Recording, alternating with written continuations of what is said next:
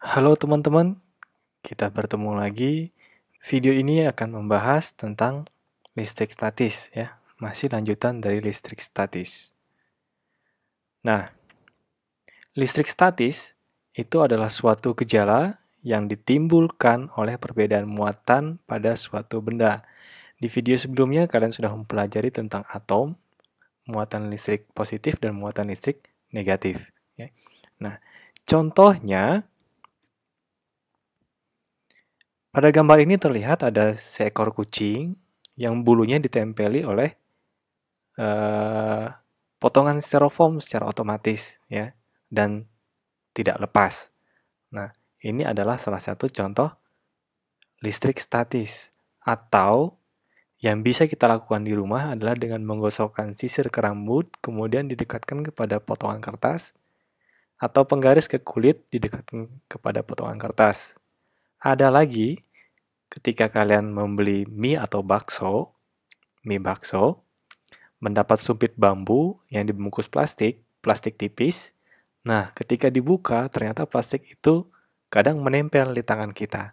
Nah, itu salah satu contoh listrik statis.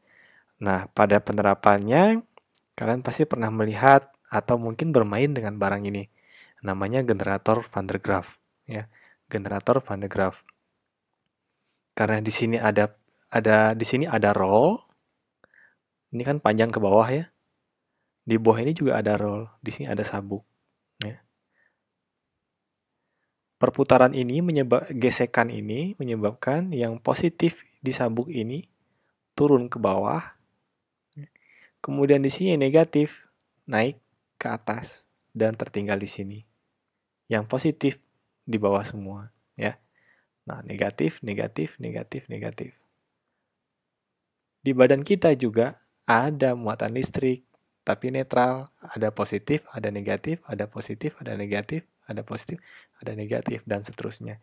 Nah, karena di sini muatannya negatif di kubah ini,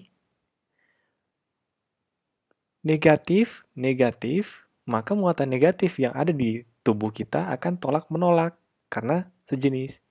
Tolak menolak, yang ini kabur, ya. Kaburnya kemana? Ke ujung rambut ini nih, dan yang lain-lain, ya. Bukan cuma rambut saja kan yang berdiri, tapi bulu-bulu di tangan kita juga ikut berdiri, ya. Nah, yang ini ketarik ke sini karena muatan positif kan tetap dia ketarik muatan positif, yang negatif karena sama-sama negatif tolak menolak. Larilah. Maka rambut kita menjadi berdiri. Ada beberapa cara yang bisa dilakukan untuk membuat benda menjadi bermuatan. Nah, yang pertama ada induksi. Induksi ini adalah dengan cara didekatkan. Didekatkan kemana? Didekatkan kepada yang maha kuasa. Maksudnya didekatkan kepada benda yang bermuatan juga. Ya. Nah, misalnya ini ada benda yang satu bermuatan positif, sudah bermuatan positif, yang bola ini netral. Ya, netral karena positif negatifnya sama banyak. Kemudian benda didekatkan. Didekatkan, kira-kira yang terjadi apa? Tidak disentuh kan ya? Yang terjadi adalah karena ini positif, ini negatif, ingat yang berpindah adalah yang negatif. Maka yang negatif ini bergerak mendekati yang positif. Karena tidak bersentuhan, maka dia berkumpul di sini saja. Semua yang negatif berkumpul di sini. Ya, berkumpul di sini. Ini sudah pindah, semua berpindah. Berpindah ke atas sini. Tergantung kekuatan ini menarik. Ya. Kalau dia nggak kuat, ya mungkin ada negatif di sini. Tapi dia tidak berpindah, maka bola ini masih tetap netral. Ya, tetap netral. Bagaimana caranya supaya dia bermuatan? Harus ada satu benda lagi di sini yang bersentuhan. Netral juga. Positif, positif, positif. Saya kasih 3 aja negatif ya. Karena yang ini yang negatifnya ketarik ke sana, yang ini positif, maka yang negatif ini berpindah ke sini. Ya. Yang ini negatifnya masih tetap di bola, yang ini masuk ke bola, yang di sini menjadi negatif. Negatifnya menjadi berlebihan. Di sini menjadi positif. Ya. Yang berikutnya konduksi. Konduksi ini adalah dengan cara ditempelkan. Ya. Ada benda bermuatan, yang bolanya ini netral ya, disentuhkan, menempel. Yang terjadi apa? Karena menempel, yang muatan negatifnya ini bergerak, masuk. Ya. Bisa semuanya, bisa sebagian, itu tergantung kekuatannya menarik. Ya. Pindah ke sini, negatif, negatif, negatif, 3 ya. Misalnya ya 4 lah yang pindah lah ya, 4. Di sini sisa 3. Tapi positifnya lebih banyak. Maka benda ini menjadi bermuatan positif. Kalau yang ini negatif bagaimana? Kalau yang ini negatif, berarti yang negatif di sini pindah ke sini. Maka bolanya menjadi bermuatan negatif. Ya. Nah, ini contohnya. Pindah. Jadi bolanya menjadi bermuatan positif. Kalau negatif berarti negatifnya akan tolak menolak. Yang negatif di sini pindah ke sini. Jadi negatifnya bertambah, positifnya tetap, maka menjadi bermuatan negatif. Ya. Itu konduksi. Kemudian dengan cara ditempelkan, digosokkan. Ya. Dengan cara digosokkan ini biasa kita lakukan. Ya. Yang biasa kita lakukan di rumah. Nah, tidak semua benda itu melepaskan elektron dengan gampang. Kan di teori sebelumnya bahwa elektron itu yang berpindah. Tapi tidak semua benda itu dapat memindahkan elektronnya atau melepaskan elektronnya dengan mudah. Nah, ini ada namanya direct triboelektrik. Ya. Ada banyak sebenarnya, cuman saya ambil yang biasa keluar tes. Ya. Nah, ini semakin ke bawah, ini semakin mudah. Ya. Di atas ini sukar. Contohnya seperti ini. Kaca digosokkan dengan sutra. Tadinya kan netral nih, positif, positif, negatif, negatif gitu ya. Positif, positif, negatif, negatif. Ketika ini digosokkan, sutra itu berada di atas kaca. Kaca di sini, sutra di sini. Semakin ke bawah semakin mudah, berarti antara sutra dengan kaca, yang mudah melepaskan elektron adalah kaca. Maka elektronnya kaca pindah ke sini. Pindah ke sutra. Sutranya bertambah. Negatifnya jadi 4. Maka kacanya menjadi bermuatan positif. Ini. Sutranya bertambah negatif. Maka sutranya menjadi bermuatan negatif. Wall. Positif, positif, negatif, negatif. Positif, positif, negatif, negatif. Sama-sama netral. Wall itu ada di... Wall sama ebonit itu wall ada di bawah. Ebonit ada di atas. Ini ebonit, ini wall. Ya. Ebonit itu karet bawah sepatu. Yang keras itu yang biasa untuk sepatu pantofel. Atau karet sintetis ya.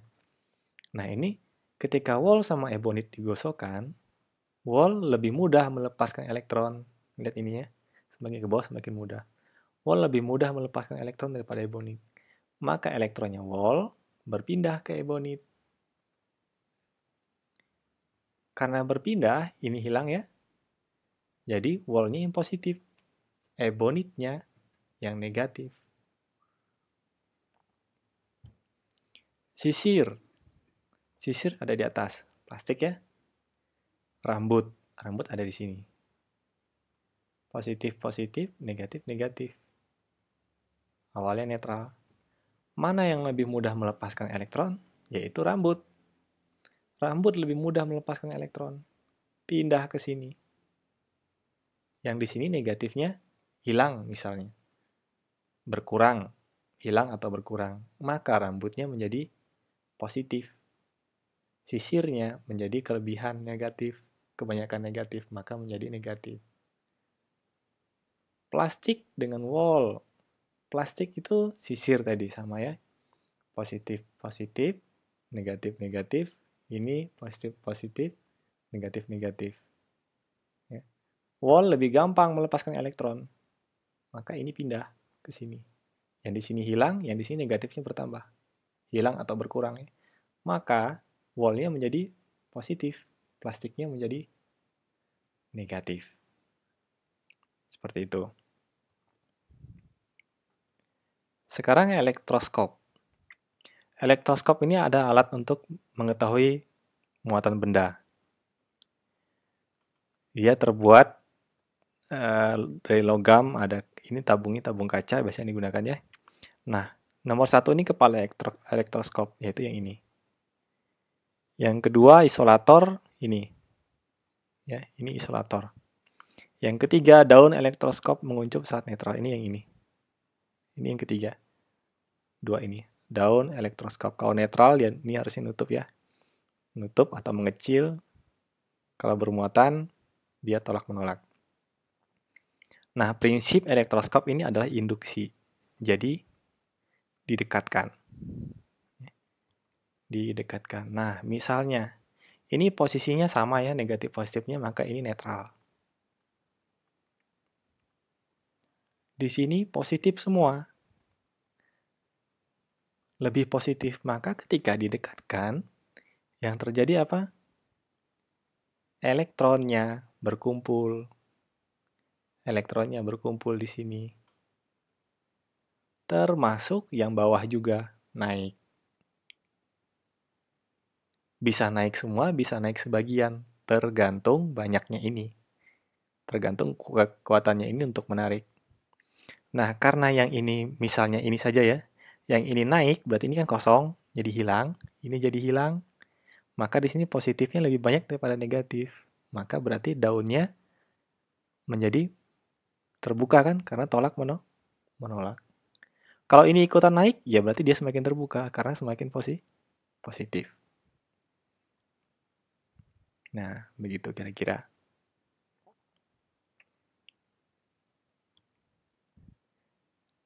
Sekarang kalau misalnya elektroskopnya bermuatan negatif. Ini negatifnya lebih banyak. Negatif lebih banyak. Didekatkan benda, yang terjadi apa kira-kira? Ya, ini negatif. Ini kan positif, ini negatif. Ketika didekatkan, maka elektronnya naik. Ya. Yang ini berkumpul di sini, berkumpul, berkumpul, berkumpul. Yang ini juga naik ke atas, naik ke atas. Naik ke atas. Ingat, naiknya bisa semua, bisa sebagian, tergantung kekuatan ini. Ya. Seberapa positif dia sehingga mampu menarik semuanya. Maka menjadi positif kan di sini?